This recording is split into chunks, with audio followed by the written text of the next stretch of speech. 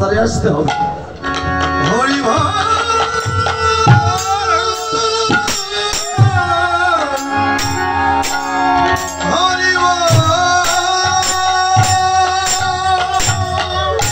এই জন্য কৃষ্ণ ভক্ত হতে গেলে আপনাকে সাধু সঙ্গ করতে হবে।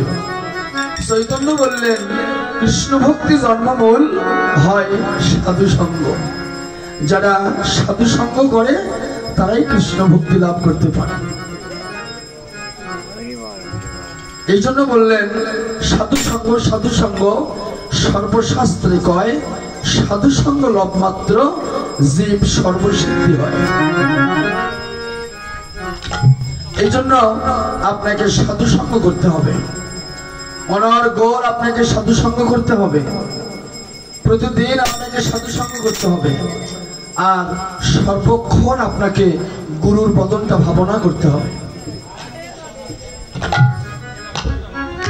যে গুরুর যে শিষ্য, সেই শিষ্য সেই গুরুর রূপটা সর্বক্ষণ অন্তরে ভাবনা করবে। যতই রূপটা ভাবনা করবে তত আপনার হৃদয়ের মলিনতা দূরীভূত হবে, পরিষ্কার হয়ে যাবে, পরিচ্ছন্ন হয়ে যাবে। এই জন্য রামকৃষ্ণ পরমহংসদেব তার মৃত্যুর 3 দিন পূর্বে সমস্ত শিষ্যদের ডেকে রান্না করে সেবা দিলেন এবং নিজে হাতে ভক্তের চরণ ধুয়ে দিয়েছিলেন। রামকৃষ্ণ পরমহংসদেব এত বড় মাপের যিনি সাধক, তিনি সমস্ত শিষ্যকে ডেকে এনে বসতে আসন দিয়ে নিজ হাতে ভক্তের চরণ ধুয়ে দিল। স্বামী বিবেকানন্দ বলছে, গুরুদেব আপনি কি করছেন? সারা জীবন আমরা আপনার চরণ ধুয়ে দিলাম, আজকে আপনি আমাদের চরণ ধুয়ে দিচ্ছেন, কারণ কি গুরুদেব? রামকৃষ্ণ বলল, রে আমি আর তোদের মাঝে বেশি দিন থাকবো না রে, আমার যাবার সময় হয়ে এসেছে। আমি আর 3 দিন আছি, এই 3 দিন পরে আমি তোদেরকে ছেড়ে চলে যাব। শিষ্যরা হাউমাউ করে খাচ্ছে, বাবাই আপনি কি বলছেন? আপনি আমাদেরকে ছেড়ে চলে যাবেন? হ্যাঁ রে, আমি আর কতই থাকবো তোদের মাঝে, আমি কি চলে যাব না? নরেন্দ্রনাথ বলছে, বাবা আপনি একটু আমার সামনে দাঁড়ান, চরণে ভক্তি করে চেহারাটা ভালো করে দেখতেছে, মানে মূর্তিটা দর্শন করতেছে। অমন করে কি দেখিস রে নরেন্দ্র বলছে, বাবা আপনি যে চলে যাবেন ভবনদীর পারে, সেদিন আমি আপনাকে দেখে যেন চিনতে পারি।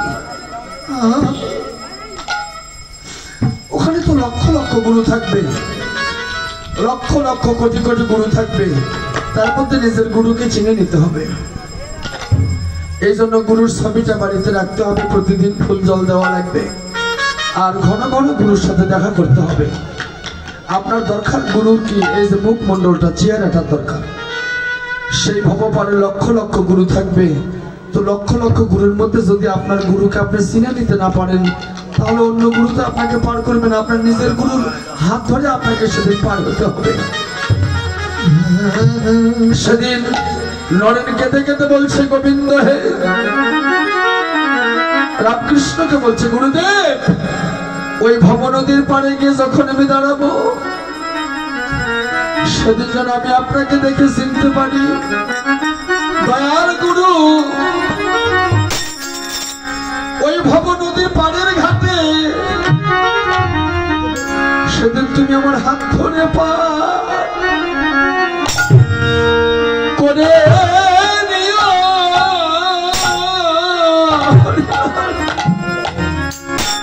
সেদিন হাত ধরে পা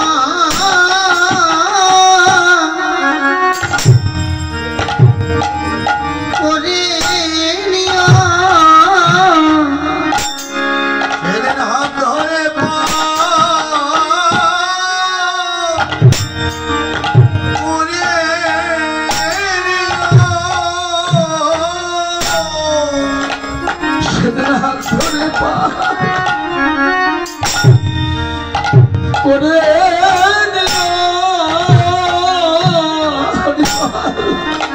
সেদিন হাত ধরে পা আমায় করে নিও,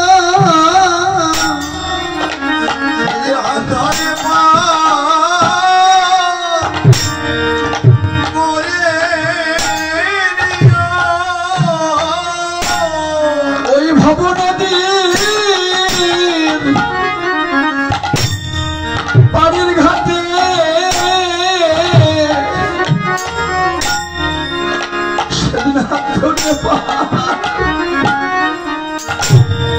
করে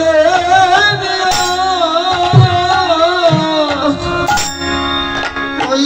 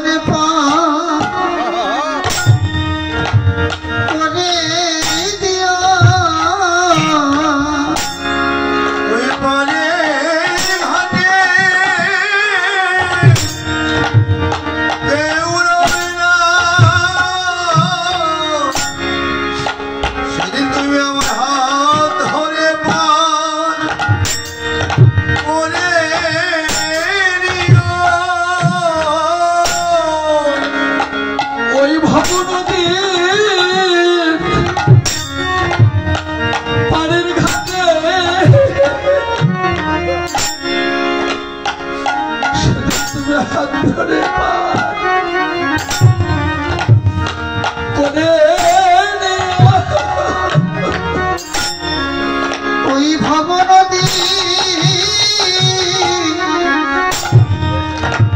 পানির ঘাটে সেদিন আমায় হাত ধরে পা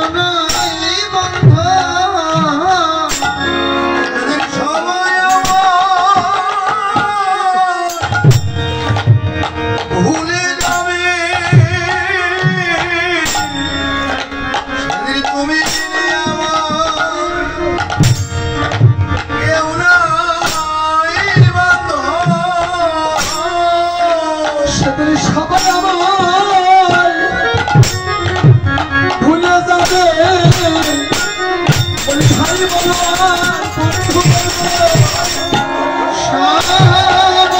আমায় ভুলে যাবে, ওরা সবাই আমায় ভুলে যাবে।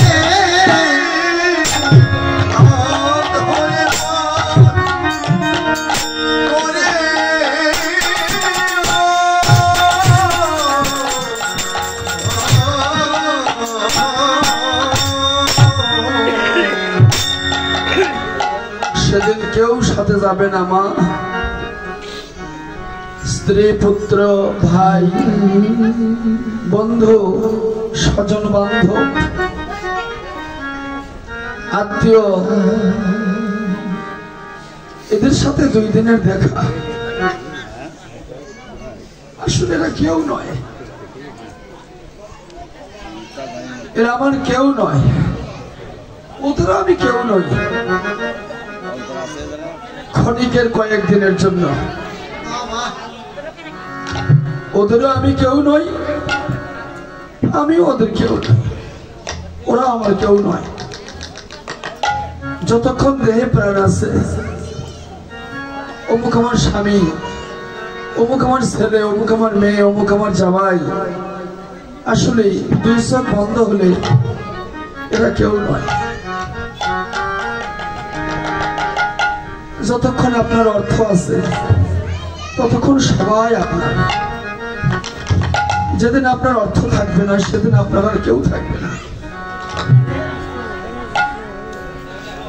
এরা আপনাকে ভালোবাসে অর্থের জন্য, আর কোনো কিছুর জন্য নয়। এই জন্য সনাতন মহাপ্রভুকে যখন বলেছিল, প্রভু আমি কে, কে আমার জানে তাপত্রয়, তারে না জানিলে জীবের কই সে হিত হয়। মহাপ্রভু বললেন, সনাতন দাদা সাউন্ডটা একটু চিকন করে দেন তো। সনাতন, যখন সনাতন বললেন, প্রভু আমি কে, কে আমার, আমি কার? মহাপ্রভু বলল, সনাতন এরা তোমার কেউ নয়।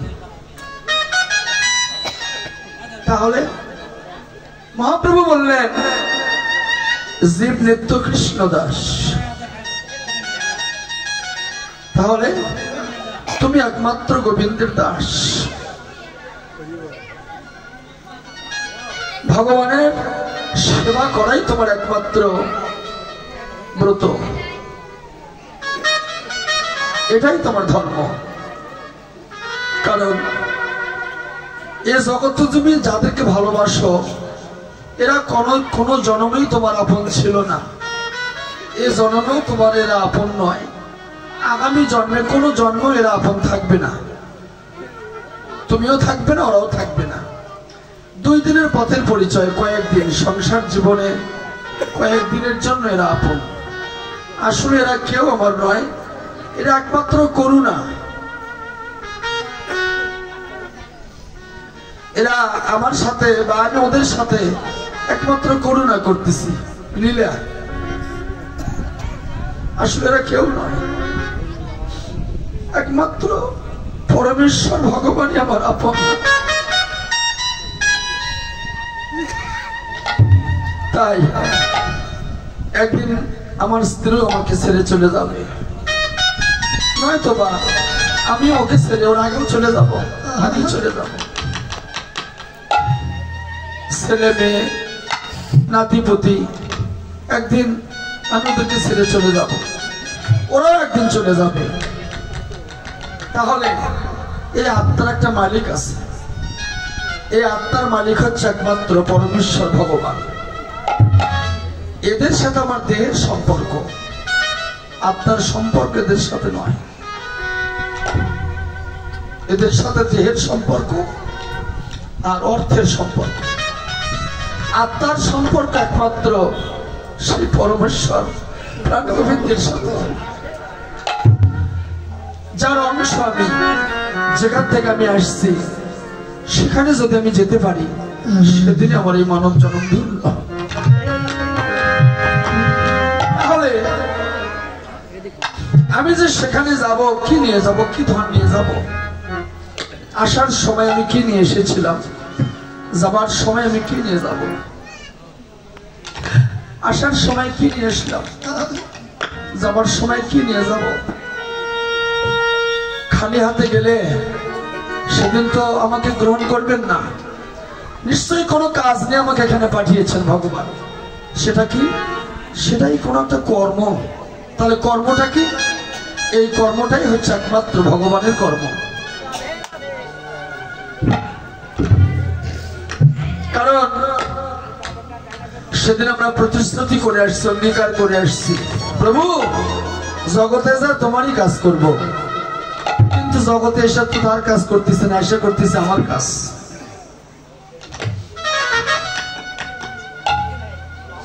দেখেন, বড় বাড়ি করলাম আমার থাকার জন্য,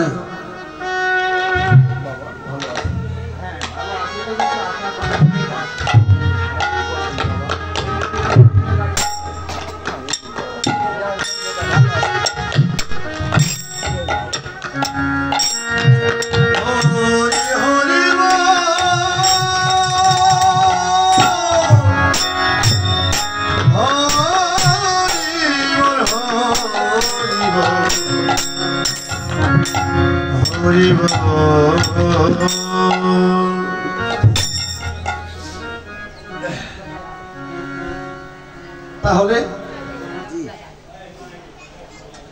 আসলে এরা কেউ নয়, 2 দিনের পথের দেখা। আজকে আসি কালকে নাই। এই জন্য সেখানে যে যাব, মূল মালিকের কাছে যাব, কি নিয়ে যাব, কি নিয়ে আসলাম আর কি নিয়ে যাব। তাহলে কি নিয়ে যাবেন? একমাত্র আপনার কর্ম। তাহলে কর্মটা কি? এই কর্মটাই হচ্ছে ভগবত কর্ম। তাই ভাগবত বললেন, ভগবত কর্ম করতে করতে যদি আপনার প্রাণ চলে যায়, তাহলে আপনার এই প্রাণটাই, আত্মাটা গোবিন্দের চরণে পৌঁছে যাবে।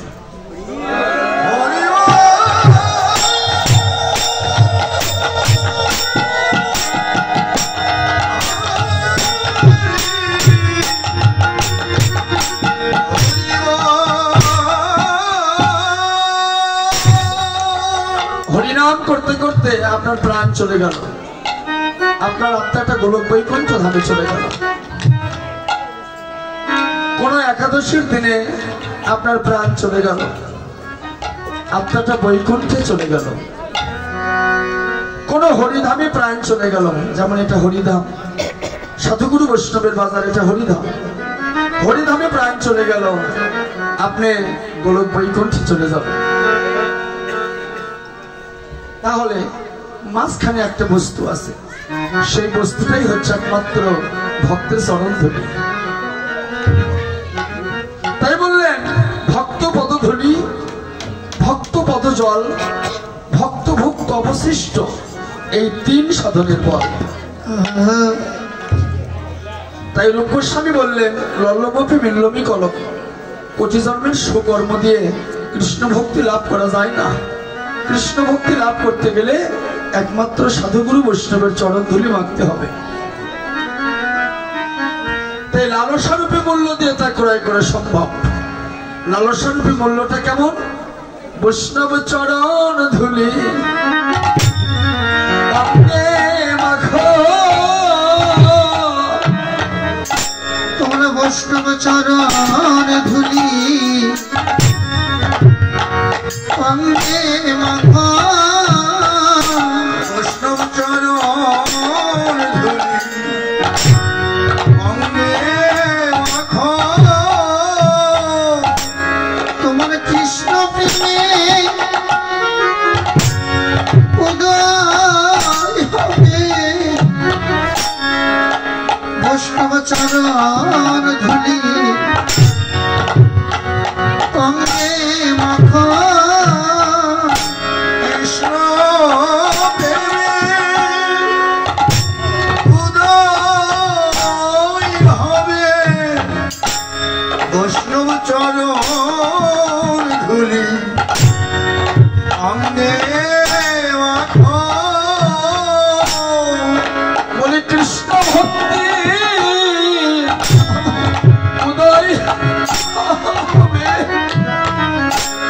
বৈষ্ণব চরণ ধুলি অঙ্গে মাখো তোমার কৃষ্ণ ভক্তি উদয় হবে বৈষ্ণব চরণ ধুলি অঙ্গে মাখো কৃষ্ণ প্রেমে উদয় হবে বৈষ্ণব চরণ ধুলি অঙ্গে মাখো বলে আর ভাগ্যে হয় কি না হয় বৈষ্ণব চরণ ধুলি অঙ্গে মাখো বলিয়ানি ভক্তি হয় কি না হয় বৈষ্ণব চরণ ধুলি অঙ্গে মাখো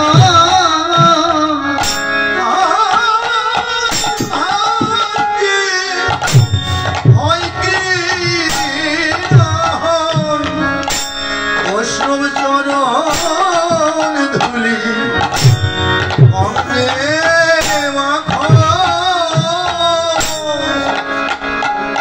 আর ভাগ্যে হয় কি না হয় মহাভাগ্যে চরণ মিলেছে গো ভক্তি হয় কি না হয় ভক্তি হয় কি না হয় বৈষ্ণব চরণ ধুলি অঙ্গে মাখো